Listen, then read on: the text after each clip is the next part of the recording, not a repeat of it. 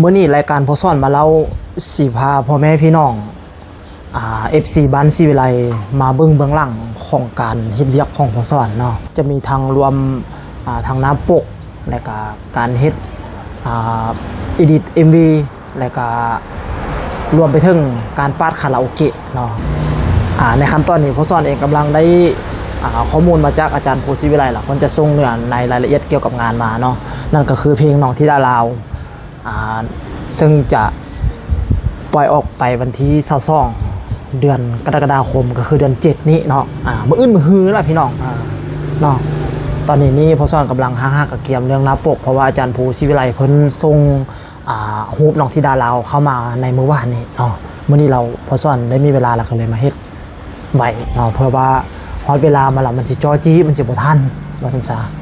มื้อนี้พอซ่อนสิพามาเบิ่งเบื้องหลังเป็นจังไดพี่น้องมาเบิ่งนำกันนี่ก็คือเป็นภาพน้องธิดาลาวเนาะหลังจากเฮาเจเนเรตมาเรียบร้อยแล้วก็นี่ก็เป็นภาพของพ่อภูซึ่งบางอันเฮาก็ให้ AI เป็นคนจัดการให้เนาะโดยที่ว่าประหยัดเวลาได้เท่าใดก็เอาเนาะอันนี้ก็คือเป็นลายของพ่อภูเนาะที่เพิ่นส่งเข้ามานะก็คือเป็นจะ รวมทั้งเป็นเนื้อเพลงเนาะเนื้อเพลงคำสอนของพ่อแล้วก็มีใส่เครดิตนักแสดงแล้วก็ใส่เครดิตผู้อยู่เบื้องหลังนั่นก็คือผู้คำหลองทำนองแล้วก็ผู้เรียบเรียงแล้วก็ผู้เฮ็ดงานอยู่เบื้องหลังต่างๆรวมไปถึงนักแสดงเนาะนั่นก็คือนี่ก็คือเครดิตทางเบื้องหลังซึ่งอาจารย์ภูศิวิไลเพิ่นจะลงรายละเอียดอยู่มองนี้ใส่ให้ไปหลังจากนั้นเราก็มาให้หน้าปกกันก่อนเนาะอันนี้นี่เป็นหน้าปกขนาดเฮาโพสต์ลงในFacebook เนาะเพราะว่าจะเป็นขนาดหลวงตังได้จังน้อยเนาะตัวนี้นี่ขนาดอยู่ที่1,200คูณอยู่960เนาะตัวนี้เนาะเป็นภาพที่แบบนี้ นี่เป็นภาพหลงตังแบบนี้เนาะเวลาเฮาคลิกเข้าไปเบิ่งภาพหลังจากเฮาเห็นเวลาเลื่อนผ่านอยู่ใน Facebook เราจะเห็นอยู่คันนี้คันนี้ลงมาหลังจากเฮาคลิกปุ๊บเข้าไปภาพเต็มมันจะเห็นเป็นภาพเต็มจอหน้าจอเลยจะเป็นขนาดของหน้าจอสมาร์ทโฟนเลยล่ะตัวนี้นี่เนาะมันจะเป็นลักษณะนี้แล้วก็เฮาก็ ได้มาลงรายละเอียดนะเก็บเก็บภาพอย่างเรียบร้อยตัวนี้ถือว่าแสดงว่าเฮ็ดเรียบร้อยผ่านแสดงว่าเฮ็ดเรียบร้อยแล้วเด้อตัวนี้เด้อเนาะแต่ว่ากำลังรอส่งให้อาจารย์ภูเพิ่นกดแก้เบิ่งว่าเพิ่นมักบ่อันทานแบกจกแบกเสียมเนี่ยเพราะว่าตอนนี้พอซ่อนกำลังรอท้าเอา MV จากอาจารย์ภูศิวิไลอยู่แล้วก็เลยว่าใส่ภาพตัวนี้เป็นตัวอย่างไปก่อนเนาะอาจจะมีภาพประกอบมีไพ่แดนนี่นะมีพ่อใหญ่สมัยเนาะแล้วก็มีพันตำรวจตีเทพจักรโซบุญเนาะก็คือไอ้เทพจักรเนาะแล้วก็มีน้องธิดาลาวแล้วก็น้องมังกรพร้อมแสดงนำใน MV เพลงคำสอนของพ่อนี้เนาะใจจดใจจ่ออยู่ซ่องไปได้ว่าสิเอาอย่างมาใส่อีกเพราะว่าเนื้อเรื่องยังบ่ทันสมบูรณ์ก็คือว่าตอนนี้ได้แต่ภาพของน้องธิดาลาวมาก่อนเพราะว่าอาจารย์ภูศิวิไลเพิ่นจะส่งภาพของน้องธิดาลาวมาก่อนอันนี้ก็คือเป็นภาพโพสต์ลง Facebook เนาะแล้วก็ตัวนี้ อันนี้จะเป็นภาพของหน้าปกของ MV ประมาณนี้เนาะตอนนี้กำลังส่งให้อาจารย์ภูศิวิไลกวดแกอยู่ว่าเพิ่นมักบอเนาะแล้วว่าจะให้เพิ่มเติมตัวใดอีกบอนะเนาะ ก็เลยมาเฮ็ดตัวนี้ส่วนนี้ถ้าแล้ววันนี้เรื่องรายละเอียดของเนื้อเพลงเนาะพอซ่อนก็ได้มาอ่านต้องได้อ่านในพี่น้องคันเฮาบ่อ่านเฮาบ่เข้าใจเลยเฮาต้องได้อ่านเบิ่งอ่านเบิ่งแต่ละวรรคแต่ละตอนแล้วก็มาแยกจังซี่มาแยกเป็นคอจังซี่เพื่อว่าเฮาสิปาดคาราโอเกะเนาะแยกไปแต่ละตอนไปแบบลักษณะนี้ล่ะซึ่งในเนื้อเพลงนี่มันจะมีอยู่4วรรคเนาะตัวนี้เนาะอันนี้ในวรรคนึงอันนี้แล้วก็วรรคนึงแล้วก็อันนี้ก็วรรคนึงเนาะอันนี้ท่อนฮุกกับวรรคนึงแล้วก็อีกวรรคนึงวรรคสุดท้ายตัวนี้เนาะแล้วก็มีวรรคสุดท้ายสุดอีกวรรคนึงก็คือหลังจากดนตรีที่สโลว์ไปเรียบร้อยแล้วเนาะแล้วก็คือวรรคนี้วรรคสุดท้ายเนาะคำสอนของพ่อลูกเราต่อด้วยความภูมิใจพ ออาจไม่เก่งเท่าใครแต่ลูกภูมิใจที่เป็นลูกพ่อก็เลย ไปอ่านเบิ่งเบิดทุกประโยคแล้วก็คือพอซ่อนได้หยิบยกเอาคำเบาคำนี้เนาะมาใส่ในโปสเตอร์ของ Facebook นี่เนาะโปสเตอร์ตัวนี้หลังจากนั้นเขากลับมาประกอบเขาเนาะ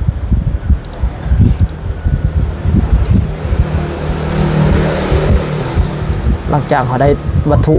มาเรียบร้อยแล้วเขาก็ประกอบเขาเนี่ยจะเป็นแบบนี้จะเป็นแบบนี้เนาะนี่ก็คือรอท้าแต่ MV มาฮอดเนาะแล้วก็ถือว่าภาพหน้าปกก็ถือว่าเฮ็ดสำเร็จเรียบร้อยแล้วขั้นตอนต่อไปเนาะก็คือพ่อซ่อนสิไปปาดคาราโอเกะเนาะทุกอย่างเขาได้หมดแล้วเขาสิเอาภาพตัวใดมาเป็นตัวอย่างก่อนเนาะเขาก็เอาโปรแกรมพรีเมียร์แล้วเขาก็เริ่มปาดคาราโอเกะไปบัดนี้แล้วเขาก็ไปก๊อปเอานี่เอาเพลงนี้เอาเนื้อเพลงนี้เนาะมาแล้วก็ก๊อปปี้แล้วก็โยนใส่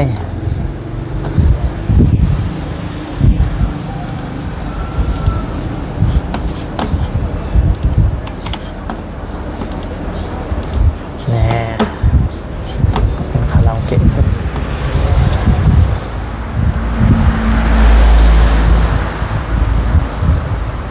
ตัวหน่อยผมบอกเขาก็ขยายออกไปอีกคันตัวหน่อยเขาก็ขยายเอาอยู่ที่ประมาณ130สไปประมาณนี้นี่เราก็ขยายบางอีกเพราะมันได้บอจอบออ่านได้ละแบบนี้ แต่ว่าแสดงว่าชัดเจนดีละเนาะใส่ให้มันเอาครึ่งนึงเนาะดึงเงาไปแล้วแหละเงาปะไว้แล้วก็มาอีกแท็กที่2บัดนี้ก็ปีขึ้นมาถึงในนึงแล้วก็อยู่ประมาณนี้เราก็มาขยายหนึ่งมานี่มาใส่ดวงหัตถ์ไทยของพ่อปึ๊บใส่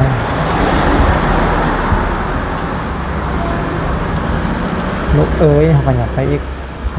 คณะบทสุดนะเขาก็อยากไปนั่นแหละเพราะว่า คาราโอเกะบ้านศรีวิไลต้องเฮ็ดแบบนี้เพราะว่าต้องให้เนื้อเพลงขึ้นมาก่อนก่อน4ห้องเนาะเพราะว่าจะให้ห้องง่ายขึ้น ตามทิศทางของอาจารย์ภูศรีวิไลเพิ่นแนะนำมาแนวนั้นนะท่านสาหลังจากนั้นเราก็มาใส่นะใส่สโต๊กก็ได้ใส่สโต๊กตัวนี้ดึงมาจังน้อยบ่ประมาณนี้อะไรยังเวลากับแจงพุทธประมาณนี้ซะ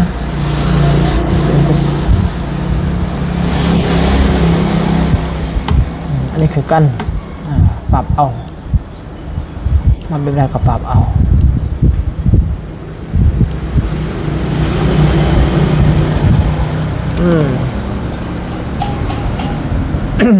หลังจากนั้นเฮาก็copy ขึ้นสันบนอีกนิดนึงเอาตัวนี้มาใส่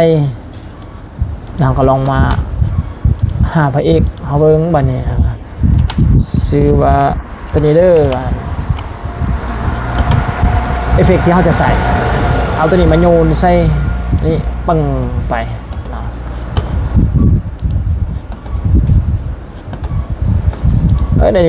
ลืมเขาเปลี่ยนสีก่อนมาเปลี่ยนสีตัวนี้ให้เป็นสีเลยคาราโอเกะสีฝาเนาะฝาแบบนี้เราก็มาเปลี่ยนสตรงมาใส่ตัวนี้จากสีหาสไปนี่เป็นแบบนี้เป็นสีน้ำเงินคือจังสิเนาะแล้วหลังจากนั้นเขาก็มาหาโปรแกรมนี้ ดึงสายดึงขั้วดึงสายเบิ่งบ่มามาหรือบ่มามาหรือบ่มาก่อนยาวพูดลองเบิ่งดูประมาณนี้นะไอ้ตัวอย่างให้เบิ่งไปซื้อหน่อยดิเด้อนี่มาแล้วปึ๊บนี่สิเนาะหลังจากนั้นเขาก็ขยับคีย์เฟรมนี้ไปทีละเฟรมแล้วก็ดึงมานี่ลูกเอ้ยนี่เอาดึงมาสิกระซีประมาณนี้เนาะอันนี้การป้าคาราโอเกะขันว่าพ่อแม่พี่น้องแฟนเพลงผู้ใดที่มีโปรแกรมที่ง่ายกว่านี้ก็แนะนำพอซ่อนเด้อสำหรับพอซ่อนใส่แบบบ้านๆนี่แหละใส่โปรแกรมนี่แหละเฮ็ดคาราโอเกะให้กับผลงานเพลงต่างๆของบ้านศิวิไลเนาะมาโดยตลอดแต่ก็สำคัญก็คือว่าแล้วเนาะเพลงหมอลำบางเพลงก็สิมีจังหวะจึ๊บจังหวะจักดนตรีหยุดตุ้ยเป็นทางแบบปวดหัวขนาดนะแบบสมมติว่าคือเพลงเนี่ยอยากกินแกงไก่